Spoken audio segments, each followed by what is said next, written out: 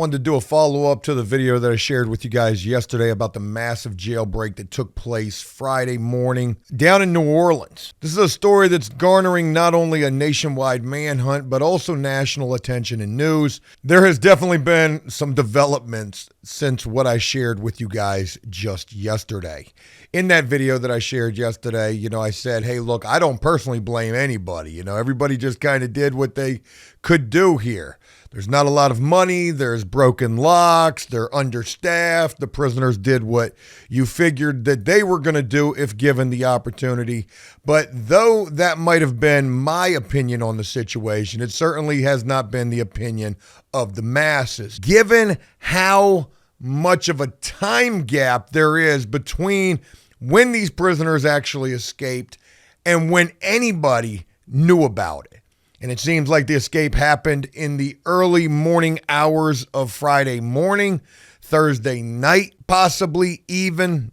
And it wasn't until around 8 a.m. Friday morning that the jail realized that there were 11 prisoners who had gone missing. And then I believe it's even been reported that the police were notified even longer after that. Maybe there was a time lapse between when the jail actually notified the authorities outside of the jail. Like I said, there's been a lot of finger pointing and blame taking place here. We're going to talk about that in this video. But real quick, I want to make mention of one thing.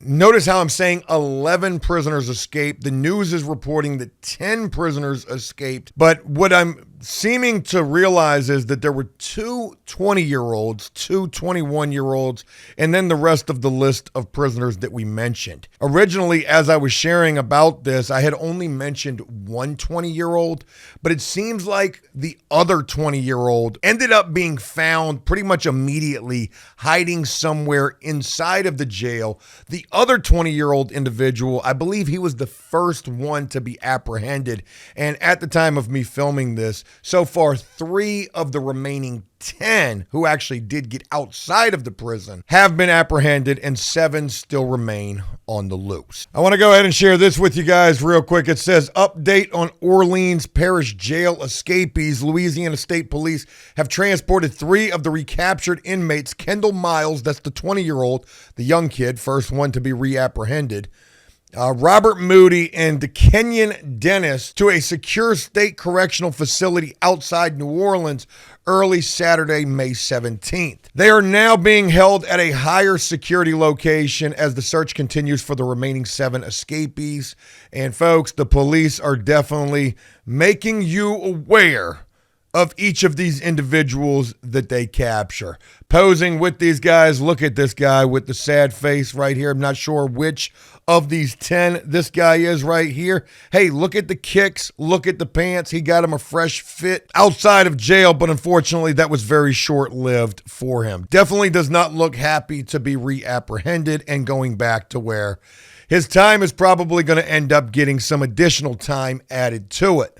This guy right here looks like they caught him in the middle of the night. God knows where they found him at, but they're definitely making us aware anytime that they apprehend these guys, posing and taking pictures with them. Here's another one. We've got him in the back of the cop car right here. Nobody looks happy about this. Do you feel like these guys are probably embarrassed, feeling ridiculous, like, oh my God, we pulled off something that made not only national news, but I'm seeing this reported worldwide, as a matter of fact, giving just the type and caliber of this jail escape. You pull off something as intricate as the Italian job only to be apprehended less than 24 or 48 hours later. You put all of this effort into the escape plan, and then when you pull it off, you really don't have a plan at all. And like I had mentioned in the first video, again, going back to a means to an end, most of these guys probably don't have that, and they're just going to end up ripping and running around their old stomping grounds. I do feel like a few of these guys may actually get up out of the state, but they are not playing when it comes to trying to get these guys locked up again. The state is embarrassed by this. New Orleans, embarrassed. And we're going to go so much deeper in this video. Look at this guy right here. We've got the spit shield, which is that bag over his head right there. That way he can't spit at the officers because maybe he was doing that. Handcuffed, shackled, and heading to the helicopter with the other two who have also been apprehended. Never in your life have you probably flown in a helicopter. I certainly have not. This would certainly be one for the memories right here.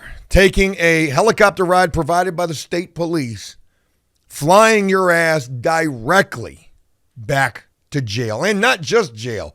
I think they reported these guys are being held at a high security prison. I wonder if we're giving these guys too much credit. Like, listen, this isn't Houdini that we're dealing with right here. And in fact, it just goes to show you just the lapse in judgment and the lack thereof of security measures that were in place at this Orleans Parish Correctional Center. Yeah, man, that's got to be a hell of a helicopter ride to be taken right there. Boy, y'all got GTA 6 before GTA 6. That's what this shit looks like right here. Y'all got 5 stars all day long. All right, let's go to some headlines because, folks, this stuff is all over the place in relation to the finger pointing and the blame. And I want to start with one of the most ridiculous things coming out about this particular story, starting first with the police chief for New Orleans. I said police chief. I'm sorry, I misspoke.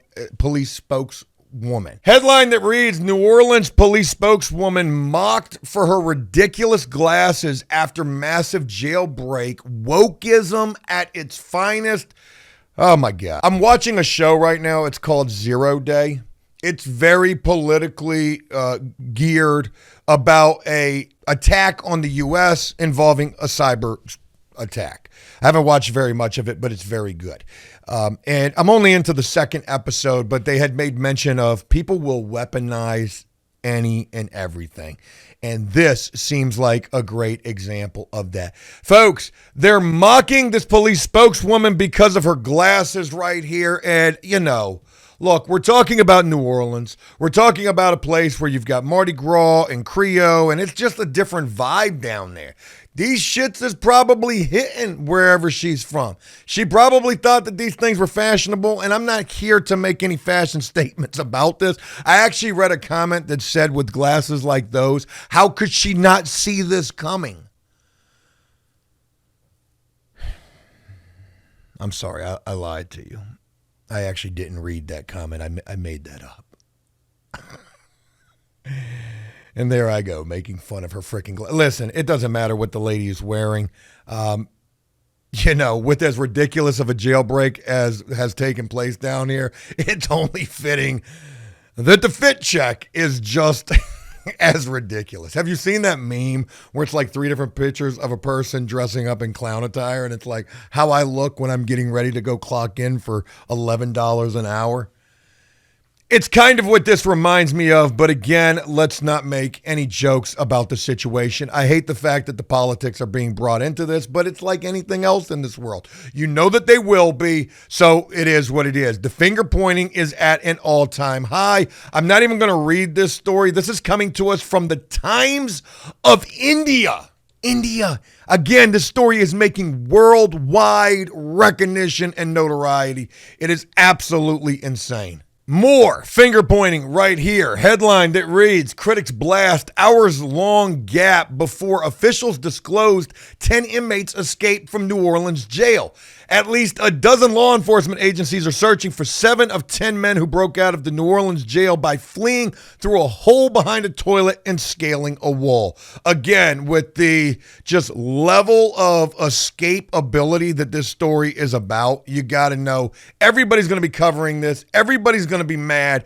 Everybody's going to be pointing fingers, especially down in New Orleans because they're the ones that are wearing pie on their face right now. Friday's escape is drawing intense scrutiny, and a word that I cannot pronounce, opprobrium? Opprobrium, okay. Sound it out. It sounds like we're calling for a probe. Friday's escape is drawing intense scrutiny and opprobrium. It took hours for sheriff's officials to learn of the escape and then more time still to alert the New Orleans police. Even though some of the missing inmates are accused of violent offenses and they escaped into neighborhoods less than 2 miles from the city's infamous French Quarters. Someone clearly dropped the ball, and there's no excuse for this. Louisiana Attorney General Liz Murrill said on X, "This is absurd," he said. "I don't understand how it is feasible that that could have occurred." I want to go back to the civilian who was on watch, the technician, as it was reported, potentially a temporary employee, a temp, working through a temp service. They mentioned that this woman stepped away to get food. And during that time is when this escape took place. How long did they step away for? Because what the video showcases is these dudes first jimmying the door, trying to break one of the locks. And it looks like that takes a little bit of time.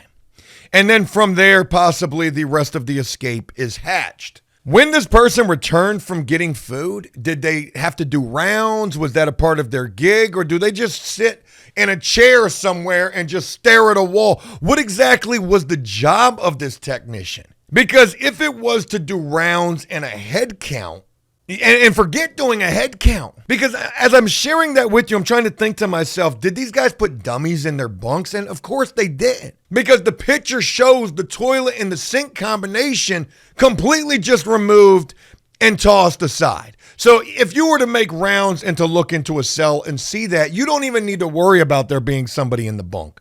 As soon as you see that A and B is going to equal C, you're going to know that means crap.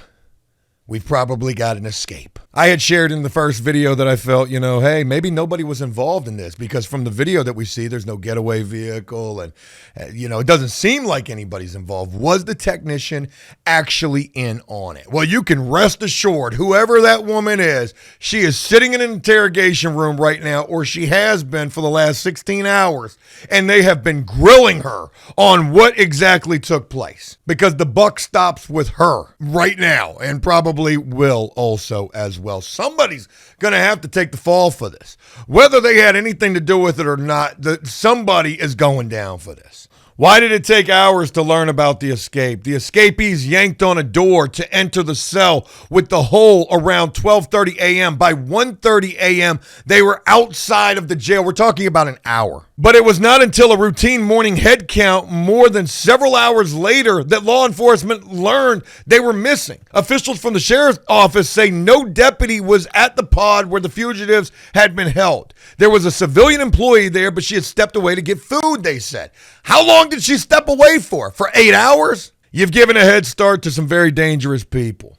Soon after the escape, one of the men, Kendall Miles, 20, was apprehended in the French Quarter after a brief foot chase. 3 sheriff's employees have been placed on suspension pending the outcome of an investigation. It was not immediately clear whether any of the employees were suspected of helping with the escape. Officials also didn't say if the employee that left to get food was among the 3 suspended. How are you going to suspend somebody who don't even really work for you? And here is a wild revelation. When you hear about ailing infrastructure like we shared in the first video and defective locks, the first thought that's going through my mind, especially hearing about a place like New Orleans, which already is just old as it is, historical and just so much culture and vibrancy, but old-timey. When I'm thinking about a jail down there, I'm thinking this joint probably from the 1800s. Folks, I'm just learning. The Justice Center opened in 2015, making it a relatively new facility, but it has still experienced violence and security problems. How you got a newer facility having all this taking place? The facility is around 60% staffed. The staff is stretched thin. They say the jail can't afford a maintenance and service contract to fix problems such as broken doors, lock replacements, and other ailing infrastructure.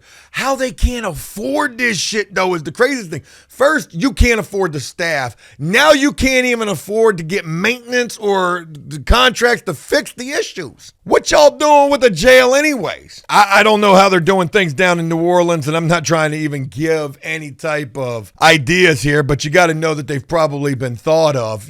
Everywhere else that I know of, for the most part, is charging charging prisoners to be housed there. And maybe they are down in New Orleans. New Orleans is a very poverty-stricken area for the most part. God, if I'm wrong about that, please don't crucify me in the comments. That's what it seems like is probably a better way to say it. I've only been there once. I loved it there, but I can see the poverty all over the place. So maybe you are charging prisoners to be there, and maybe they just don't even give a damn. Ain't nobody paying their fines after they get released. And here we go, bringing politics back into this. This is a hot take right here. They said the sheriff's race was starting. Hudson, who is the current sheriff, called the timing of the escape suspicious. She did not elaborate. Are you saying that maybe somebody who's running up against you for sheriff did this? Just an absolutely crazy situation taking place down in New Orleans. Like I said, a lot of finger pointing, a lot of blaming taking place. There's still 7 fugitives on the run right now. I had read that there's a $7,000 reward for each of these guys or any of these guys. I can imagine that people get excited about stuff like that. So maybe there's some vigilante bounty hunters out there looking for these guys as well, too. Like I said, I don't imagine many, if any of these guys getting out of state with this escape. I'm sure that some or one maybe already has. But I truly feel like they are going to catch these guys pretty quickly, given the level of scrutiny the entire New Orleans Justice Department seems to be under right this second. You know, just as bad as this escape that took place is the actual jail facility where this took place from. So if you want this to never happen again, you better start putting some money behind this jail to ensure that these people remain locked up. I read other stories where loved ones of other individuals who are locked up in this jail are starting to voice their concerns, or maybe they have been voicing their concerns and they hadn't been heard until this point, saying, look, we've been talking about this. It's an understaffed facility and this shit is the wild, wild west here. Folks, I just wanted to bring you guys this update about this because this is seeming to be one of the hottest stories taking place right now. And I really appreciate y'all letting me share my piece on this and rocking with me for that. I'd love to hear what you have to say about all of this. What do you think? How long do you expect this manhunt to last for? Please leave a like on this and a comment letting us know. And as always, until next time, enjoy life, the free world. Never take a moment for granted and make the most of every day. Peace.